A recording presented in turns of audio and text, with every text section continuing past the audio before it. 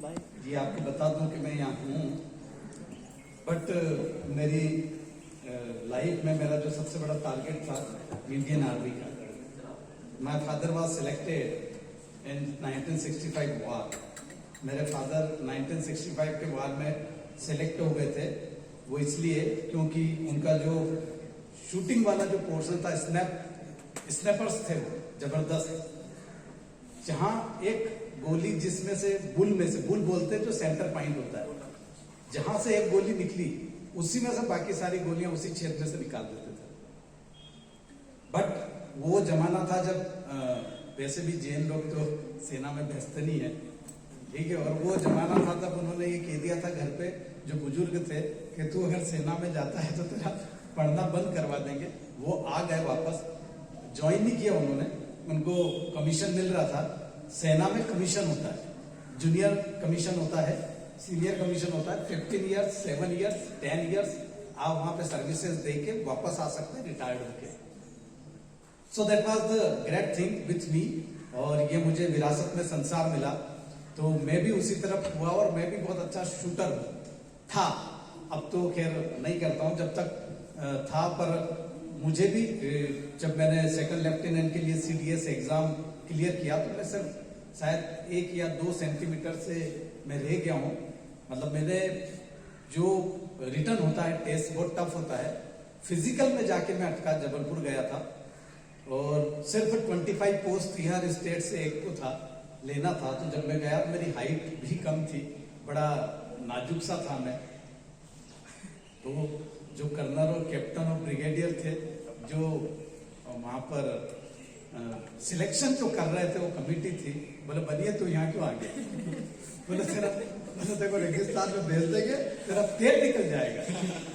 और उन्होंने फिर कहा कि तू दौड़ेगा, 6 किलोमीटर दौड़ लेगा। 6 किलोमीटर मेरा टाइमिंग था 17.5 मिनट रनिंग। और फिर मैंने बीम लगाया। जो बीम लगाते हैं तो बीम लगाने का मतलब एक मोटा लॉग रहता है, जैसे सिंगल बार रहता है ना, तो वो तो पतला पाइप रहता है, उसका होल्ड होता है आपके। पर जो मोटा लकड़ा रहता है उसके ऊपर आपको पकड़ के आपको गर्दन यहां तक आपको ऊपर निकलना है उससे। 6-7 से ज्यादा कोई लगा नहीं सकता। मैंने 6 लगा दिए, बोले हे तो तू मजबूत। बट मेरी हाइट के कारण उन्होंने मुझे बाहर कर दिया। और वैसे भी मैं आपको बता दूं कि सेना में उन्हीं लोगों को लिया जाता है, राजपूत, सिख, है ना, ये लोग ज्यादा जाते हैं, और Nepali. Hello. So that is वो थी। उसके बाद भी मैंने ट्राई किया।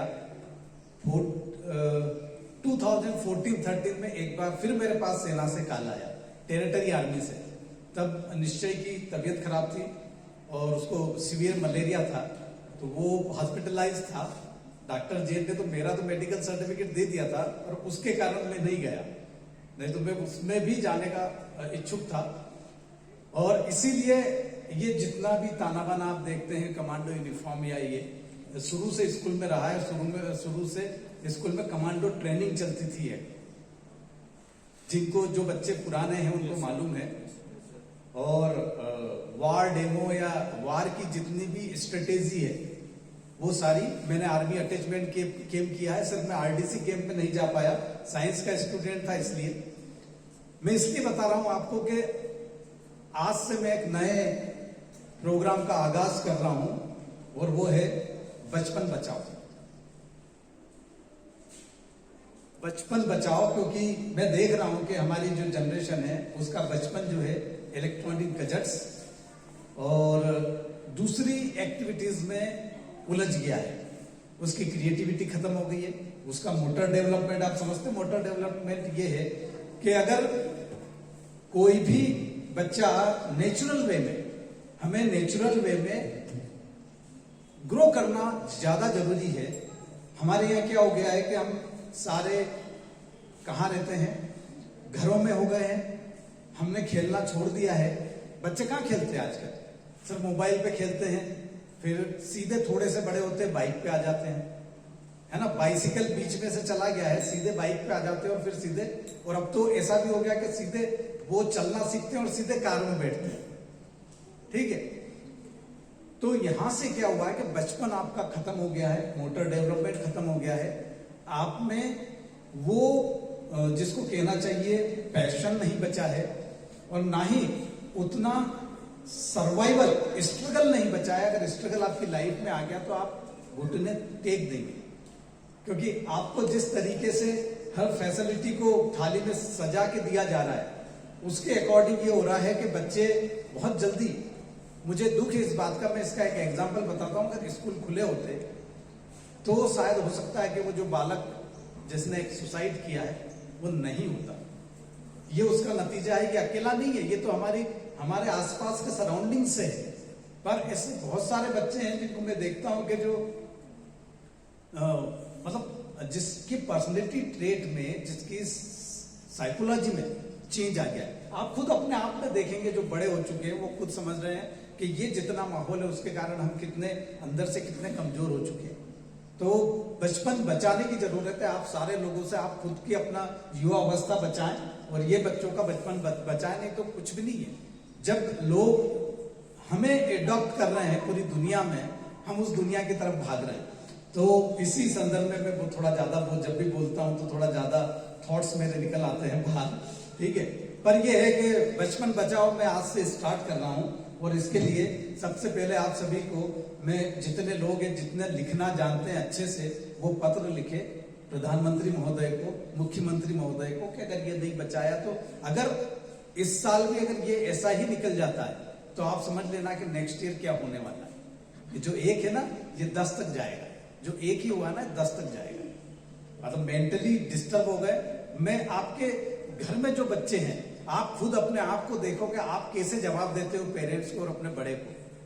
एकदम आप इरिगेंट हो जाते हो, एरोगेंट हो जाते हो, इरिटेट हो जाते हो, और बहुत जल्दी, मतलब एक तो फेल्यूर, दूसरा है कि एक्सप्लॉयटेशन हो रहा है बच्चों का। आप देख रहे हो छोटे छोटे बच्चे जो हैं, उनसे वो सारे काम करवाए जा रहे हैं जो उनके लेवल के नहीं है,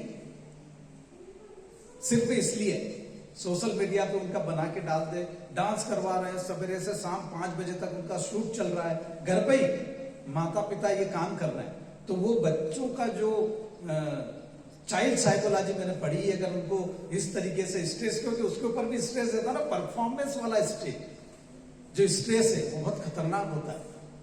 तो आप देखें कि बहुत छोटे छोटे बच्चे, और जब आप एक लेवल पे आ जाते हैं, है ना, जब वो बच्चा सोशल मीडिया पे आ जाता है ना, तो वो क्या करता है, उसके बाद उसको मेंटेन, उस स्टेटस को मेंटेन करना शुरू करता है।